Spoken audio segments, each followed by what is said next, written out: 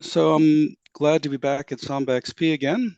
Hopefully next year we'll have some chance to meet in person. I'm going to be talking about remote access to files from Linux.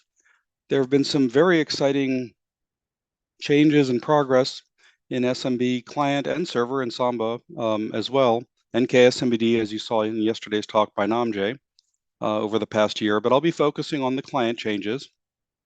And this is something we've talked about every year, but I find it fascinating that every year there's cool progress.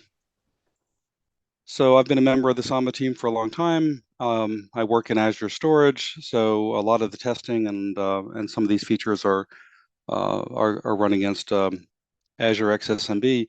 But I also co-maintain the KSMBD server, and I'm very interested in the progress in the Samba server as well.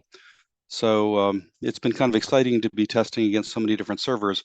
And I think we talked in one of the earlier talks, they were talking about the Mac support as well.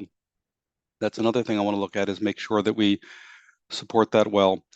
Okay, today we're going to be talking about, and I usually begin with an overview of the general Linux kernel, Linux file system activity, and then dive into I'm not going to talk about KSMBD server improvements as much this time because Namjay covered it. I will talk about the client improvements and then what's coming soon. So a year ago in Linux, we were at the 6.3 RC7 kernel, and oddly enough, Linus hasn't changed the name. Usually he picks some spooky name for the kernel. But one of the things I wanted to emphasize is the amount of changes is incredible. The number of insertions, for example, went significantly up over the past year in the Linux kernel. That's 3,900,000 insertions. That's a lot. 87,000 change sets. Now, the good news is there are some very sharp developers. Here's a picture from Vancouver at their File System Memory Management eBPF Summit. Some very good people work on the kernel file systems. So it's been an exciting time. We're going to meet next month in Salt Lake City and go through a lot of these requirements and go through a lot of the file system changes. Now, some of the topics that generally in file systems in Linux we talk about things like leveraging eBPF. That's getting to be a very hot topic. One of the things you're going to be finding as well is a continued interest in folios, NetFS, and how it ties into IOU ring, better parallelization, variable size pages, very large folios. These are, matter of fact, Dave Howells was just, he's got a very large patch set. Dave was just pinging me literally a couple minutes before about additional patches for this. NetFS is the mapping layer between the file system layer and the network file systems. There's also obviously a lot of focus on containers, ID mapping. There's a lot of focus on, well, I gave a talk yesterday about Quick for SMB3.1.1. The NFS guys had been focused on an easier kind of TLS only approach, but we're looking at being able to handle encryption over the wire more flexibly with Quick. If you want more details on that, see my presentation from yesterday. Obviously, there's a lot of differences in file systems today when you have orders of magnitude performance differences between a local system, maybe a remote cloud system, very, very high speed NVMe inside containers in your VMs in Azure or Amazon Web. And the differences in network transport can be multiple orders of magnitude as well. So it's a very interesting time. So let's I'm going to quickly talk about file system activity, then dive into SMB. There were about 6% of the total kernel change sets are file systems, but it tends to be one of the most watched parts of the kernel. And file system activity is up a lot. Now, to be fair, a lot of that's due to Bcache-fs. There were some big advancements. This Bcache-fs had huge amount of activity. They also removed NTFS Classic in favor of NTFS 3, and KSMBD is no longer experimental. So if you look at the most active file systems, the most active, other than this new one, Bcache-fs, continues to be BTRFS and XFS, and the mapping layer itself. But SMB, the SMB client, is the most active network or cluster FS by far. You can see that it's almost double the activity of NFS client. KSMED activity was flat year to year. We could love some more contributions to that. One of the lessons you see here is clearly there's a focus on 3 or 4 local file systems and obviously SMB and a little bit of clustering activity. For example, you had the talk yesterday about Ceph, gives a good example there. But one of the problems we have in Linux is orphaned file systems, and an example of that was the drama around basically deprecating Riser FS, for example. But this is a huge amount of activity for the key file systems, and it's a very exciting time. Now, the cifs activity was strong. We had 333 change sets. We have 63,000 lines of kernel code and a bunch of user space code as well. We leveraged Samba for certain things as well. KSMAD activity was flat. It's had 453 change sets since its introduction. Notice how small this is compared to Samba, though. Samba is over 3.5 million lines of source code, which is orders of magnitude bigger than NFS servers, for example, or the kernel server for that matter. Just repeating an earlier goal, we want to be the most secure, fast, general purpose, easy way to access file data, whether it's in the cloud or virtualized, whether you're in a container, whether you're in an embedded device, whether you're in a high performance VM or a local system. We want to make sure we support POSIX features as they're added, and as Linux evolves, quickly add these features to the client and server. Okay, one of the points I've made repeatedly, and I want to kind of remind you guys about this because it can help Samba as well, is Linux isn't like POSIX. It keeps growing. The Linux API, even for the file systems alone, we add 2 or 3 a year. And we just saw that recently. They added new ioctls for getting the UUID, a globally unique 64-bit UUID from the file system. And they also added this get fs cifs path ioctl that file systems need to support. When you think about it from an SMB perspective, well, who cares, right? Who cares about, get UUID? Well, turns out Samba does. One of the things I discovered was to get a 64-bit UUID, there is an SMB call for that. Windows supports it, but Samba doesn't. So that info level needed to do a 64-bit unique UUID for the file system.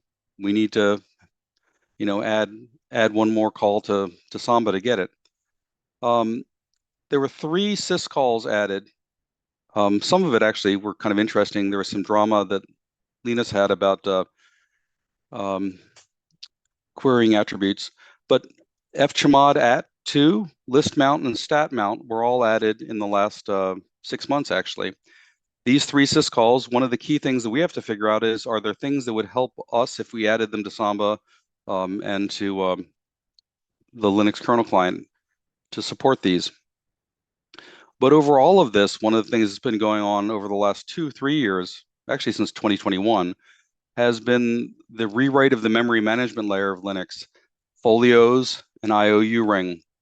And how does that affect the internal APIs? It's not so much changing user space every day on that, but it's changing the internal APIs in NetFS, the FS cache, and then the various file systems. So that's been an interesting thing going on, but the advantage of that is it's improving performance and it's allowing for variable size pages and very large pages. Very important for SMB is testing.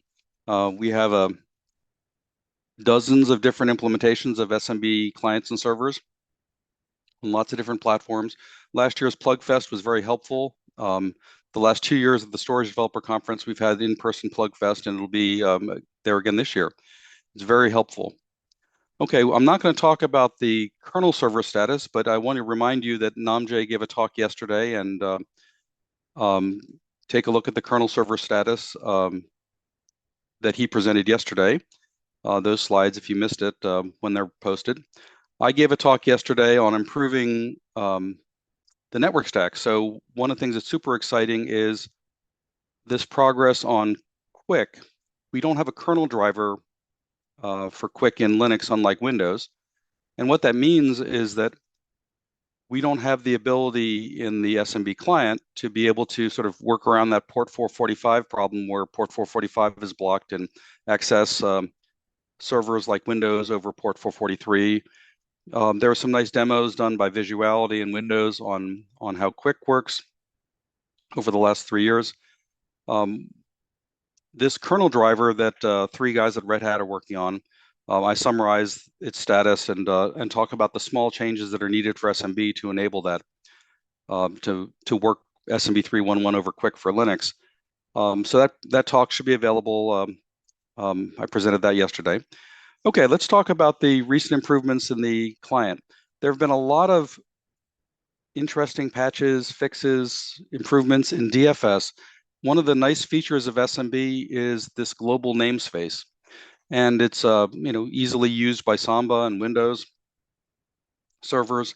The Linux client takes advantage of it. Some of the improvements were DFS interlink support when DFS points to another namespace, sharing of DFS connections better between mounts, supporting this reparse mount points crossing FS boundaries on the server, and handling creating submounts with no server I know. One of the problems you have when you're in the DFS world is that the inodes can be duplicated as you cross boundaries between shares, because that looks like one mount point. That would look like one mount point. So if you create submounts, then you don't have that that issue. But it's an interesting problem dealing with the global namespace, because we're trying to make it seem like one mount. We want to hide from the user in many cases the fact that they're traversing among a large number of servers.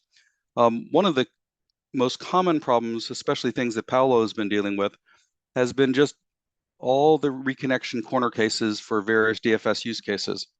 One of them just came up recently with password rotation, for example. Also, it's the case where nested links have bad targets. And many of these scenarios are ones that other SMB clients can't handle. So a lot of good work by Paolo there. I want to briefly talk about the POSIX extensions. Last year gave multiple presentations on this, including at Storage Developer Conference. The POSIX extensions are a small set of extensions that allow an SMB mount to distinguish between, server can distinguish between providing Linux behavior or Windows behavior for certain files.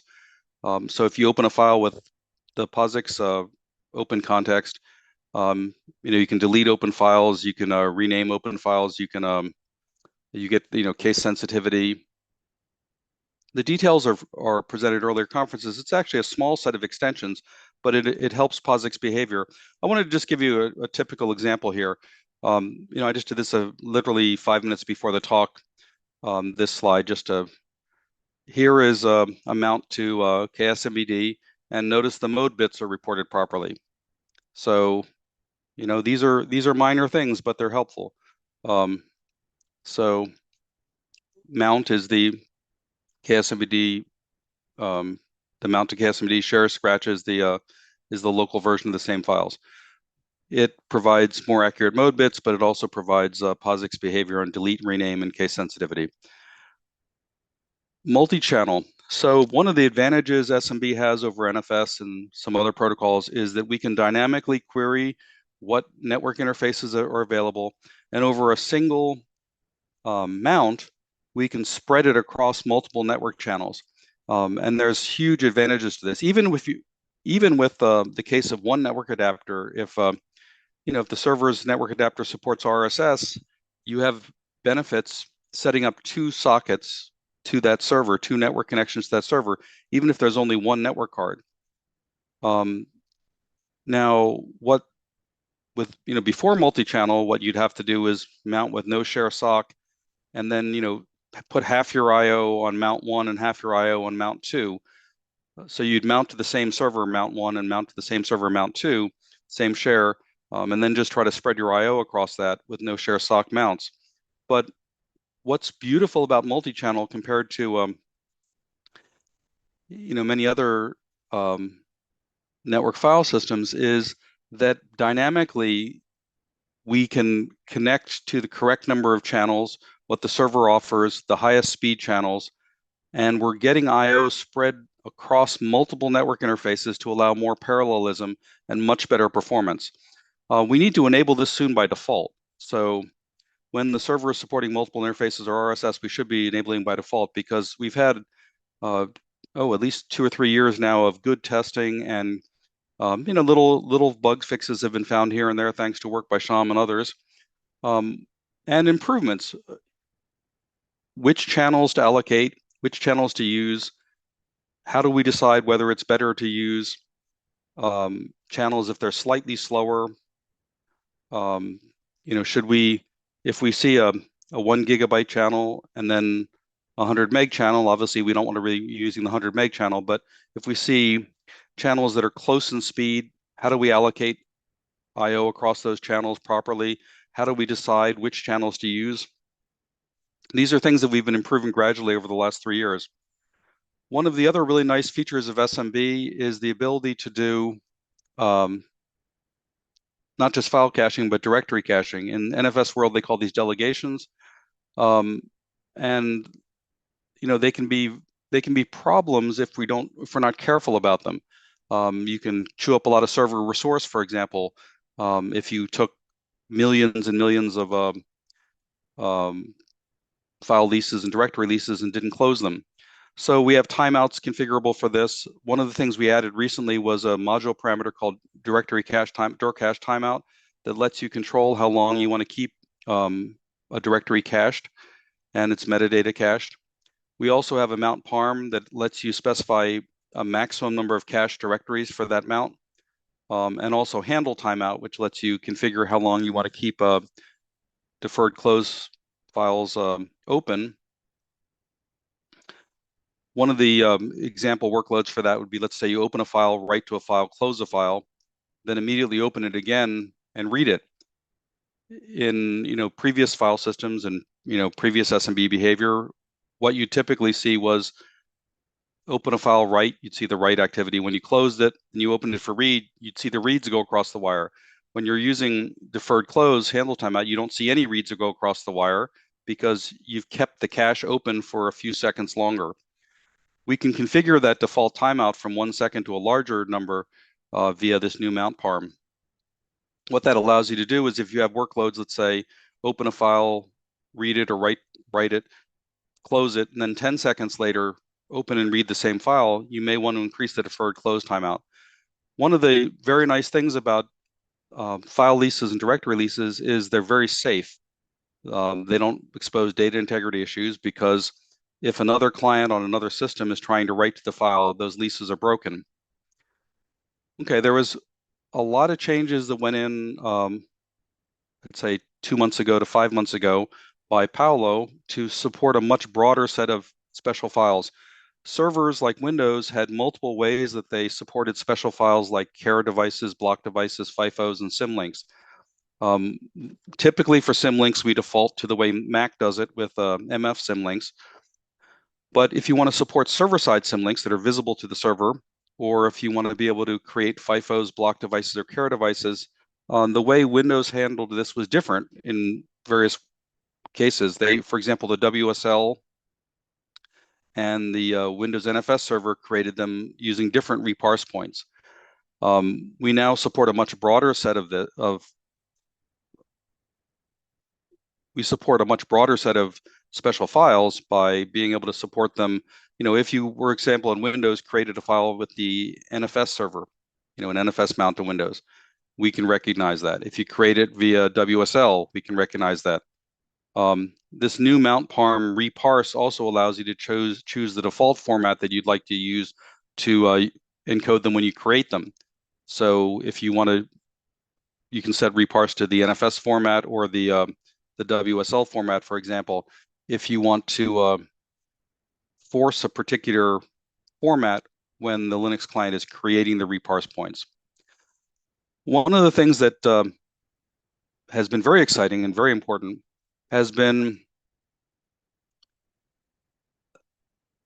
and we talked to, obviously we just had a talk about improving security, going passwordless, that's been a lot of focus. But one of the things that's obvious is that there's a huge increase in security attacks. And one of the things people have been doing to mitigate this is forcing passwords to rotate. So here's a screenshot, for example, in Azure. It allows you to very easily rotate your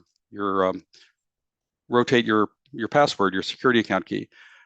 In the Azure world, these are very long passwords, so that's great. But it was kind of interesting. I was giving a demo of this, and literally 2 hours before the demo, I got an emergency email that we had to rotate password keys for some storage account.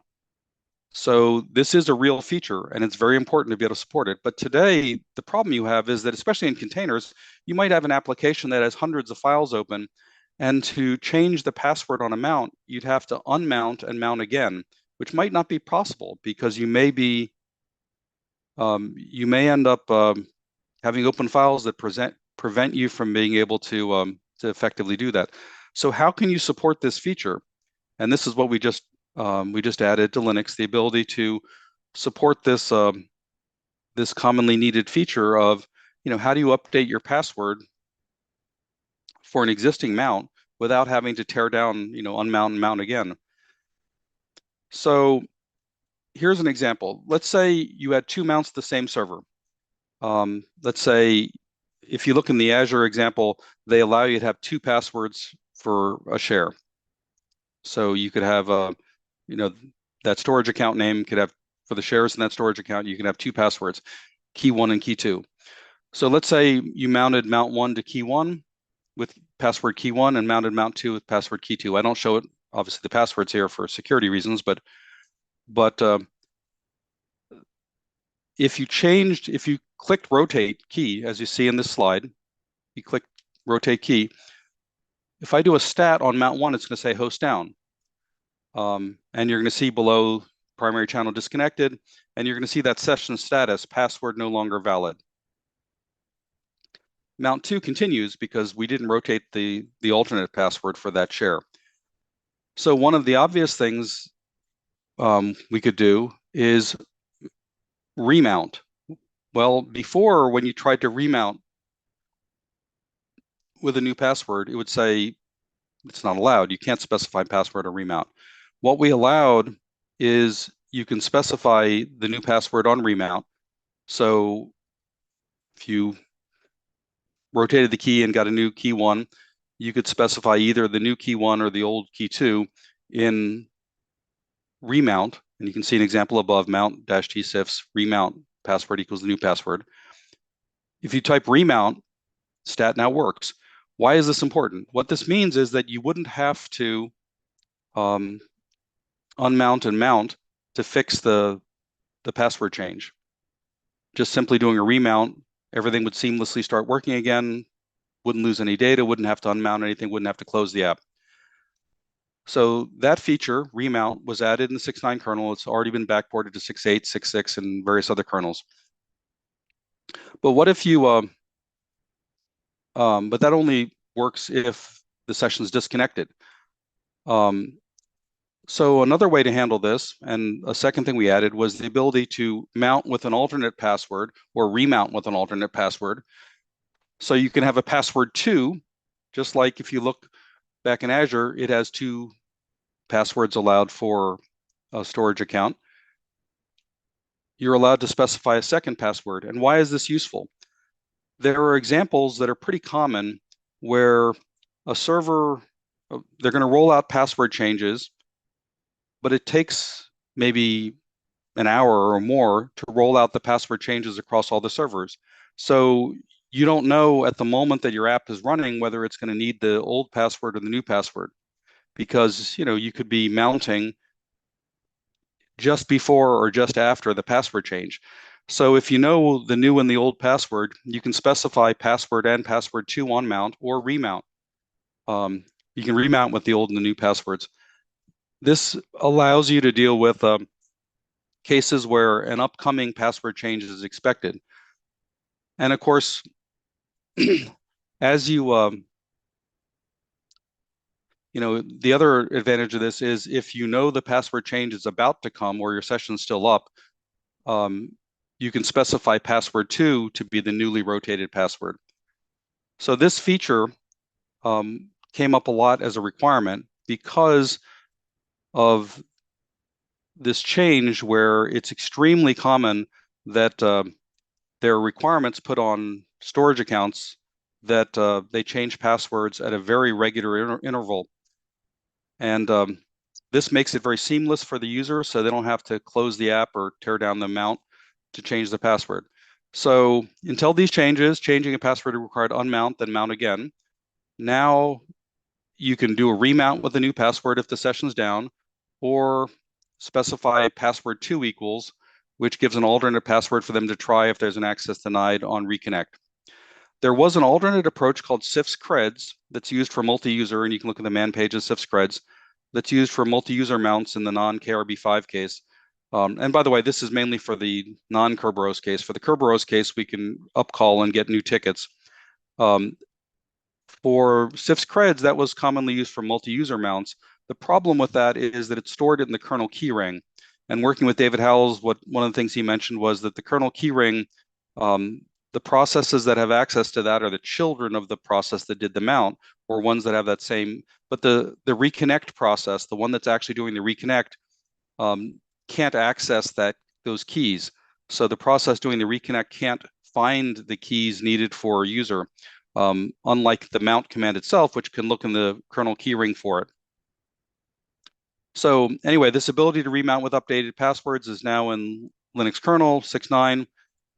And then the password 2 option is expected, it's in 6.9, but it's expected to be backported to some older kernels. And we're going to be also requesting distros to pick this up to support this feature because it's coming up a lot. Okay, lots of improvements to folios and NetFS. I mentioned David Howell's work before. And one of the things that's going on there is this move to not just large pages, but variable size pages, and these features required by folios. Most of this work is supposed to be hidden from the file system through this mapping layer called NetFS.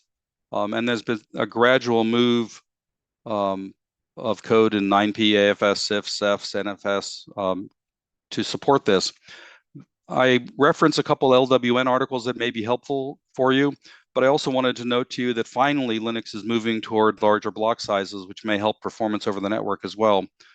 One of the things that have been merged in so far, thanks to work by David Howells and others, are moving this page cache and folios code out of individual file systems into the mapping layer.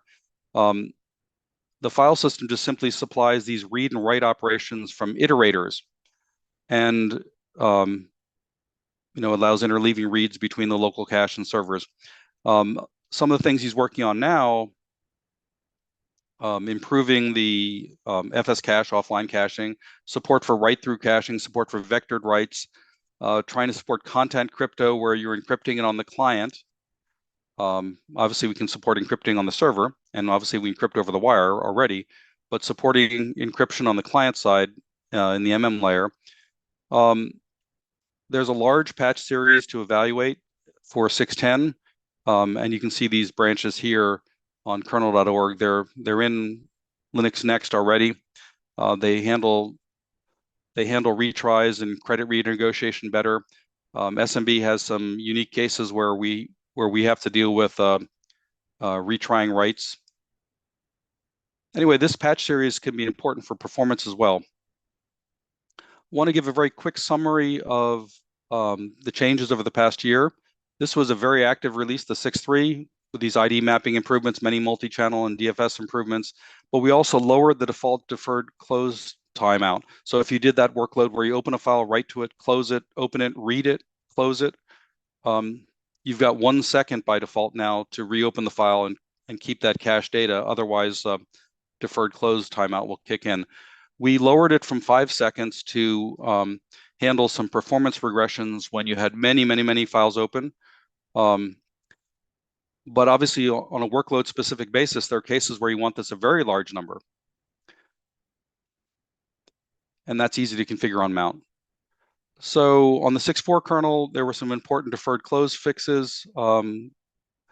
And we also moved the source directories. We renamed them to more intuitive names. So instead of having to look in, FSK SMBD for server code and trying to remember what the common code directory is, everything's under FSSMB.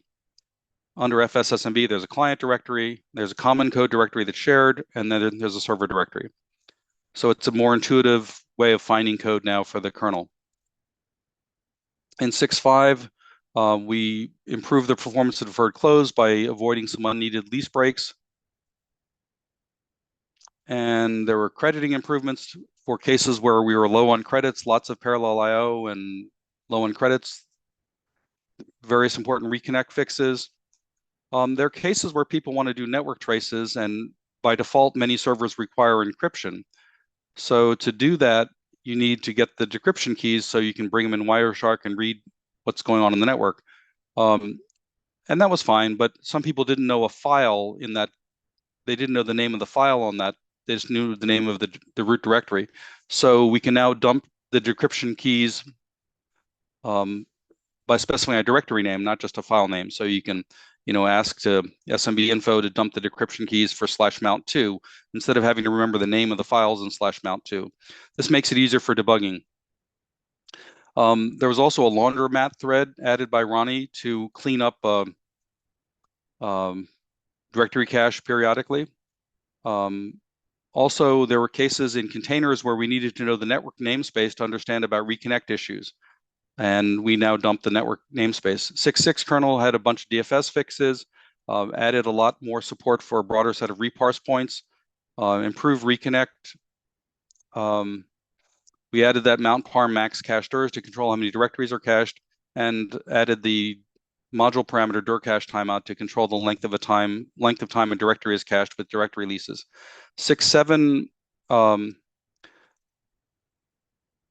kernel added an ioctl to get the session ID and TCON ID of a mount. The reason this was important is there were people that were looking at stats. They had lots of mounts, lots of containers on a client, and they were trying to figure out which stats for which share were which mount point. Is mount 1 or mount 2 or mount 3 or mount 4, especially if these are all containers with mounting to similar shares, which one is responsible for, the stats I see. To do that, they need to know the session ID and or the TID for that mount. And that was sometimes not obvious to them. So in the stats, you'd see a session ID or tree ID and a tree ID, but to find that, we added an ioctl so you can query what, for that mount 2 or mount 3 or mount 4, what its tree ID is. There were many fallocate improvements, and we also added the ability to query metadata on symlinks. Now, the most interesting thing I found about 6.7, and I think many of you guys would find this interesting too, was the guy who invented the computer worm he's a good guy, sent us dozens of interesting repros for fuzzing, basically the reverse of what you might see in Samba, basically having the server return things that'll cause the client to crash. And these out of bounds fixes that were found as a result of his work were amazing. So he's an MIT professor now. He invented the Morris worm. I recommend you look it up in Wikipedia. It's fascinating. But he's a good guy now, doing security analysis and research at MIT as a professor. And he found he created some fantastic repros using fuzzing against the cifs client to find some places where we weren't checking strictly enough, so a bad server could cause a client crash. And I love this kind of change. It was brilliantly done, but what it meant was that we've hardened the client even more, made it safer. 6.8 kernel had more NetFS optimizations, more compounding improvements. One of the goals of SMB on the client is send as few round trips as possible, and there's cases where we can do a much better job of that by compounding, basically having, we have obvious examples of this, right? Where you open query info close to do a stat rather than send them as 3 separate calls, send them as one. there was good work on 6.8 improving that. We also added a new mount option, retrans, so we can, when we get an E again error on a server, decide how often to try to retransmit that request. There were multi-channel improvements. One of the things that was also very helpful is when people were trying to understand why their app was running slowly, they'd look at the stats. And so just before their app did something, they'd reset the stats to 0. But what was hard when they read the stats in procfsif stats, they didn't know exactly what time those stats were recorded from. So we now show the start timestamp every time we reset the stats or mount. So basically, you know at what point those stats started to be collected. You know, was that an hour's worth of stats we're seeing for opens, reads, writes, closes, or is that a minute? So it's very helpful now when you're looking at stats to look at the timestamp for when those stats started. We talked about the special file handling improvements, FIFOs, care blocks, symlinks, and some perf improvements for handling reparse points. The 6.9 kernel, which is expected in about 4 or 5 weeks, we talked about the features to allow updating the password on remount, allow alternate password. You can have a password and a password too for a mount. Metadata caching improvements. We were not retrying a couple cases of failed close operations, so there was a possibility of some handle leaks. That's fixed. So when we delete an open file, we don't defer close anymore. There's work by Matashi and others on improving that. Obviously, deleting an open file, there's no point in having it cache longer because it shouldn't be able to be reopened by a different, it shouldn't be reopened. We also added a reparse mount option to allow you to choose between the WSL style and the NFS style of reparse points for special files. And we began some of the work to prepare for SMB3.1.1 compression over the wire. So Enzo's been working on that. Matter of fact, he's promised it in the next few weeks. We'll see. He was able to do a little bit of a demo, but had some problems with it last fall. So part of the code for this is your ability to negotiate the compression algorithms over the wire is in place and works. But there's additional work expected on this for the 6.10 kernel to enable compression over the wire as an option. There were some fantastic debugging improvements. I think I talked about the ability to query the session ID and the tree ID, the start time for stats visible, the network namespace. We also display the server capabilities now in debug data. We display the client GUID, which can help with correlating the client logs with the server logs. We used to show the link speed is unknown. In some cases, we now show that properly. We were showing unknown link speed improperly. But I guess most important, we've added many dynamic trace points to make it easier to debug certain things. eBPF has changed the world. I highly recommend looking at Brendan Gregg's site to understand more about eBPF. But eBPF can leverage dynamic trace points that are only turned on when you need to trace that particular event. And as we have, customer problem or some user issue, we often add a new dynamic trace point to make it easier to debug that in the future. And here's an example. We went from 102 trace points this time last year. You can query, trace query info or query directory, rename, notify, make dir. We went from 102 to 118. We've added 16 more dynamic trace points to make it easier for you to debug problems. You can turn on individually any of these, and there's no performance hit until they're enabled. So it's a wonderful world where you can very narrowly trace the problem you're looking at. And like I said, we've added 16 dynamic trace points. So here's a quick summary of some of the things that are planned. We've got the prototype SMB over quick. We've got support for new auth mechanisms that we want to start working on.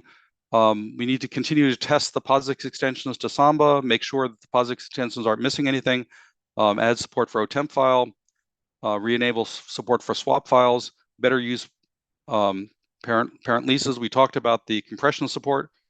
And we really need to work more on testing RDMA. It's great that we have support for the fastest transports, but make sure it works well. Also, we should expose this to user space following Tom Talpe and Metz's suggestion last year. We also should be considering new FSCTLs and info levels to deal with these new Linux features, corner cases, and continue to explore XFS tests to see what Linux features we're missing support for. Compression, here's an example of us supporting compression over the wire. We need to also optimize specific cases, have fewer round trips. Here's a great example of, an extra find request could be compounded. If we sent 2 find requests instead of 1 in the compound, we could shave an extra round trip off every LS, unless it's a very large directory. We could improve ls-l when there's symlinks. Here's an example of ls with symlinks. Optimizing these common cases by lowering the round trips and using compounding better could help a lot. cifs utils improved. We have some man page improvements. There's a new exciting feature of support for CLDAP from David Voigt being reviewed now to find the closest site with cifs utils. And then additional debugging tools Bharath and others have been working on. We're considering putting in cifs utils to make it easier for common debug scenarios. Testing, let's focus on testing. A ton of tests have been added. We're now up to, I think, 288 in the main test group. We added 20 tests to the SMB multi-channel group over the last year, 77 more tests to KSMBD. We're now running 221 XFS tests against it. There's a detailed wiki info and links here that you can see which tests we run against which servers, but it's a fantastic world where we're able to add features and fix these minor problems, sometimes major problems, that are pointed out by XFS test, server by server by server. And we encourage you to look through additional tests and add additional tests, even ones that are cifs specific.